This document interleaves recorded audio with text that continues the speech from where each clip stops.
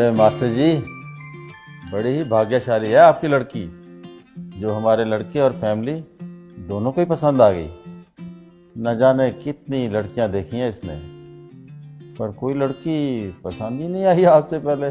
बड़ी ही समझदार और संस्कारों वाली है हमारी बेटी। हमारा बेटा भी किसी मामले में कम नहीं है, लाखों में एक है हमारा लाल। जी, ये तो और भी अच्छी बात है। अजय, मैं तो कहता हूँ ज्यादा सोचने की जरूरत ही नहीं। अरे एक अच्छा सा मुहूर्त निकालिए और निपटा देते हैं शुभ काम को। जी, जैसे आप अच्छा समझे। पर शर्मा जी, मेरे हिसाब से बच्चों की राय जान ली जाए तो ठीक रहेगा। अजय, कैसी बातें कर रहे हो मास्टर जी। आप बच्चों की राशि मिलवाइए और हो जाने दीजिए। नहीं अंकल जी, आप लोगों को एक बार हमारी बात सुन लेनी चाहिए। आपकी बात? कैसी बात?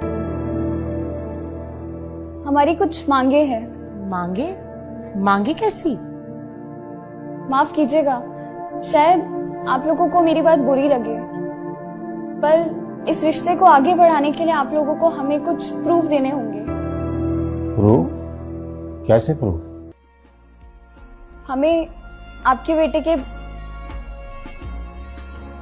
मेडिकल रिपोर्ट्स चाहिए और आपके बेटे के एजुकेशन और इनकम के प्रूफ चाहिए।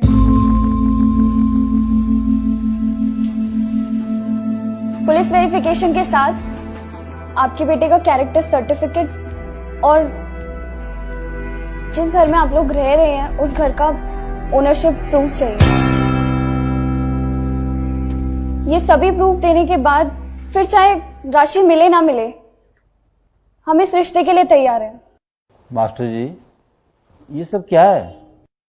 माफ कीजिए शर्मा जी, अगर मेरी बेटी ने कोई गलत बात कह दी हो, पर शर्मा जी, जमाना बहुत तेजी से बदल रहा है। जमाने के साथ साथ संस्कारों को भी चेंज करना होगा, नहीं तो ये रोज रोज तलाक के किस्से आगे बढ़ते चले जा रहे हैं। इनको रोकना बहुत मुश्किल हो जाएगा, बहुत मुश्किल हो जाएगा। अरे वाह, आपकी बातों का मतलब है कि हम झूठे हैं और हमें सच साबित करने के लिए प्रूफ देने होंगे। अरे वाह। सुनो जी, मास्टर जी को भी बात करने का मौका दो। कहिए मास्टर जी, क्या है आपके मन में? शर्मा जी, हम ये नहीं कह रहे कि आप झूठे हैं, पर अगर आप गलत नहीं हैं तो मुझे नहीं लगता कि प्रूफ देने में आपको कोई परेशानी होनी चाहिए। शर्मा जी, मेरी पत्नी के देहांत के बाद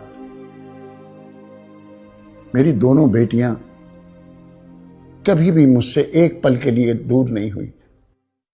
आज मेरी लाडली बेटी, मेरा जिगर का टुकड़ा, जिंदगी भर के लिए किसी दूसरे के साथ कैसे जा सकती है, ये जाने बिना कि वो कौन है, कहां से आया है, क्या मेरी बिटिया को अच्छी तरह रख पाएगा? शर्मा जी, मैं अपनी बेटी का भाग्य तो नहीं बदल सकता, लेकिन उसके अच्छे भाग्य के लिए प्रयास तो कर ही सकता हूं, प्रयास तो कर ही सकता हूं।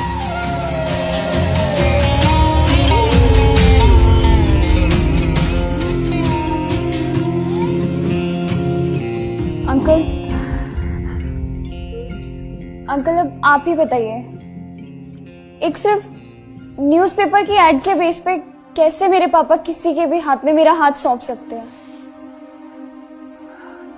कैसे विश्वास कर ले इन न्यूज़पेपर वालों के ऊपर जो पैसे लेकर किसी के बारे में कुछ भी छाप सकते हैं?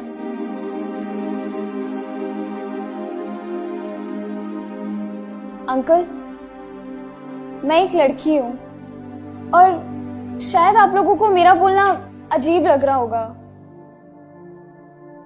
पर अंकल आपको पता है आजकल सिर्फ 23% तलाक विचार ना मिलने की वजह से और 77% तलाक झूठ के बुनियाद पे रिश्ते बनने की वजह से हो रहे हैं। हम लोग भेड़ चाल की तरह बेटी बचाओ बेटी पढ़ाओ के चक्कर में बेटियों को बसाना भूलते जा रहे हैं।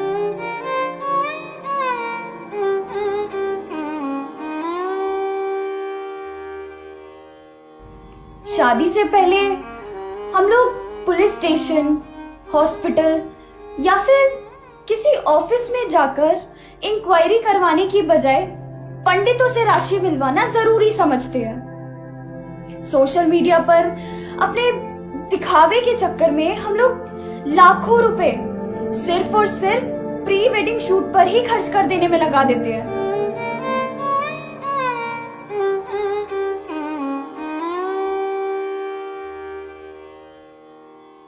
हमारे हिसाब से प्री वेडिंग शूट के बजाय अगर प्री वेडिंग इंक्वायरी पर ध्यान दिया जाए तो शायद ये तलाक के किस्से कुछ कम हो सकते हैं। और अंकल, हम ये नहीं कह रहे हैं कि लड़के या लड़के वाले ही गलत होते हैं। ताली दोनों हाथों से बजती है। इसलिए आपके प्रूफ लेने से पहले हम आपको वो सारे प्रूफ देना चाहते हैं जो हम लोगों ने आपसे मांगे हैं।